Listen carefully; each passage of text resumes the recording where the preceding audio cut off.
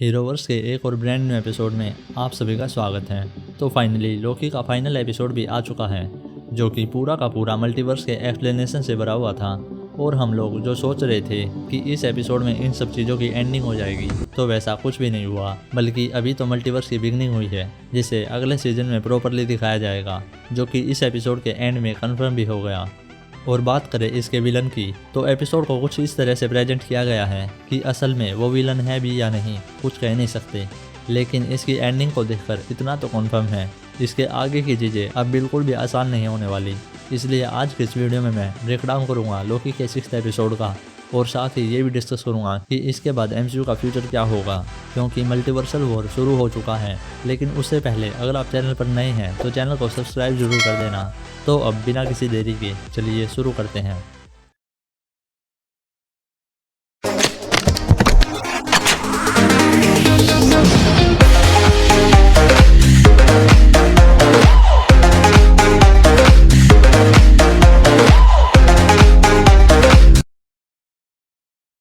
तो जैसा कि हम जानते ही हैं, मार्वल के सभी सीरीज और मूवीज़ की शुरुआत उसके ऑफिशियल इंट्रो से होती है, तो यहाँ भी वैसा ही हुआ।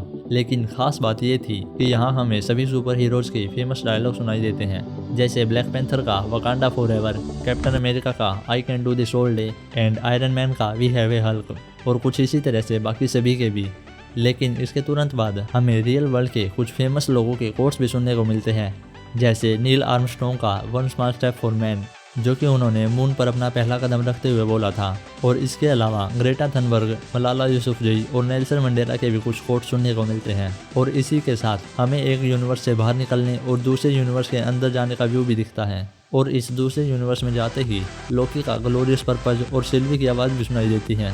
अब मार्वल वाले ये डायलॉग सुनाकर कंफर्म कर देना चाहते हैं कि हमारा रियल वर्ल्ड भी उनके मल्टीवर्स में एग्जिस्ट करता है, जिसके बाद हमें सेक्रेट टाइमलाइन भी दिखती है, और इसी से अलग एक कासल भी, जिसमें लोकी और सिल्वी पहुंच चुके हैं और दरवाजे पर खड़े होकर अंदर जाने का डिस्कस कर ही रहे होते हैं कि दरवाज़ा अपने आप खुल जाता है। जिसके बाद जैसे ही वो दोनों कुछ कदम अंदर जाते हैं, उनके सामने मिस मिनट आ जाती हैं और कहती है ही हू रिमेन्स उनके यहाँ आने से खुश हुआ। अब ही हू रिमेन्स मार्वल कॉमिक्स का ही एक कैरेक्टर है, और इसी ने टाइम कीपर और टीवी को बनाया था। और यहाँ मिस मिनट भी कुछ ऐसा ही बताती है, लेकिन थोड़ी देर बाद ही वो उन्हें लालच देकर ये भी कहती हैं कि अब से वो अपनी ज़िंदगी जी सकते हैं और चाहे तो एक ही टाइमलाइन में साथ भी रह सकते हैं।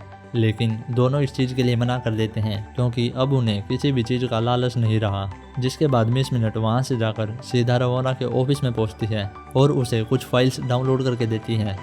लेकिन रवोना कहती हैं उसने तो ये फाइल्स मांगी ही नहीं, पर मिस मिनट बिना कुछ बताए वहाँ से चली जाती हैं।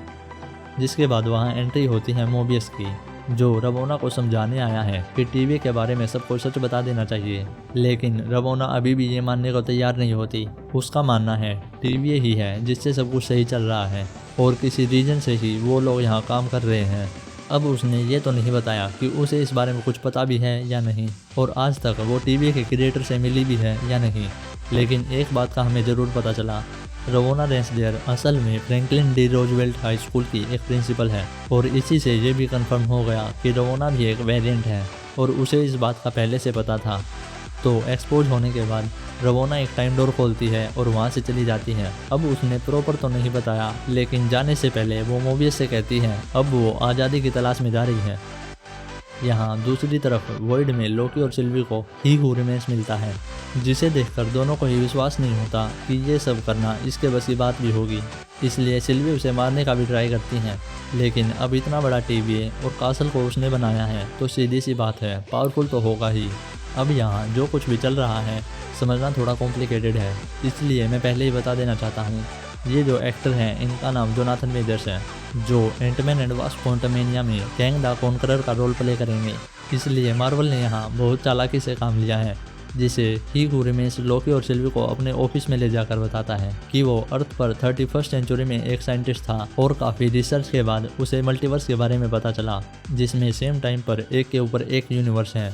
जिसके बाद वो वहाँ जाकर अपने वेरिएंट से मिलता है और उनके साथ अपनी नॉलेज और टेक्नोलॉजी शेयर करता है। लेकिन उसके जो सभी वेरिएंट्स थे उनमें से कुछ बहुत ही ईविल थे, जो सिर्फ कॉन्कर करना चाहते थे, जिसकी वजह से यूनिवर्सल वॉर शुरू हो गया और सब कुछ खतरे में आ गया।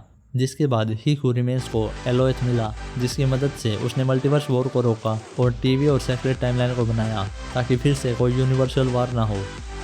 इसके अलावा वो ये भी बताता है कि लोग उसे अलग अलग नामों से बुलाते हैं। कुछ लोग उसे ही रिमेन्स कहते हैं तो कुछ एम्परर और कुछ कॉन्करर भी, जिससे हमें ये तो कंफर्म हो गया कि कैंग द कॉन्करर भी इसी का एक वेरिएंट है। क्योंकि कॉमिक्स में जब कैंग पास्ट में जाकर रूल करता है तो उसे एम्परर, और जब वो फ्यूचर में जाकर रूल करता है तो उसे कॉन्करर कहा जाता है। और डेफिनेटली यहाँ भी कैंग ही वो वेरिएंट होगा जो ही रिमेन्स का सबसे ईविल वर्जन है।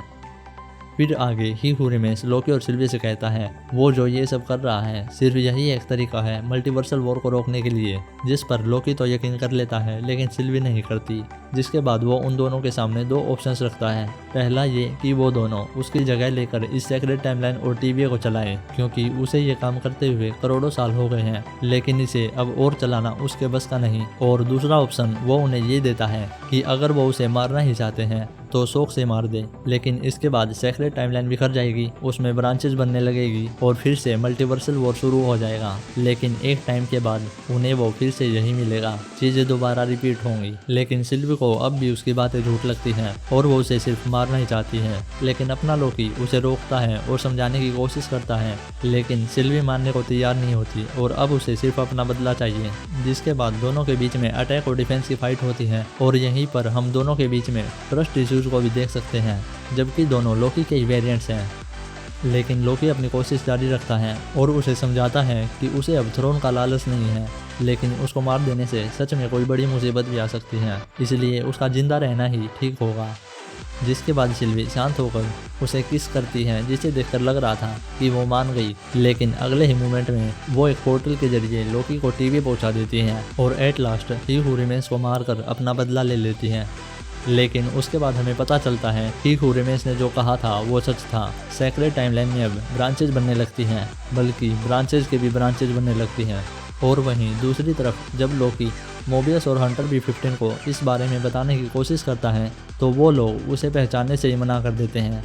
जिसके बाद हमें एक स्टैचू का क्लियर शॉट दिखाया जाता है जो कि कैंग द कॉन्करर का होता है, और ये काफ़ी कॉमिक एक्यूरेट भी है, जिससे साफ है चीज़ें अब बदल चुकी हैं, या फिर लोकी ही किसी दूसरे यूनिवर्स के टीवी में आ गया है जिसे कैंग ने बनाया होगा।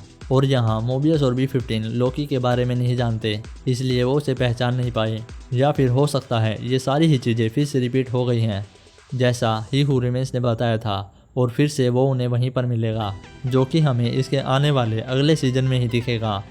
तो ये था लोकी का 6th एपिसोड। आप लोगों को ये एपिसोड कैसा लगा मुझे कमेंट करके ज़रूर बताना, और आप लोग ही रिमेन्स के बारे में क्या सोचते हैं, वो सच में एक विलन है या फिर वो जो कुछ भी कर रहा था सही था, ये भी मुझे कमेंट्स में बताना।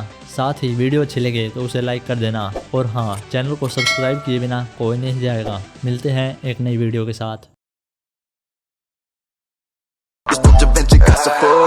Take your girl when she come to town, yeah. You got a lot to say when I'm not around. Is that all you gotta talk about? Just make a pull if you feel loud. Drip, drip, diamonds always hit.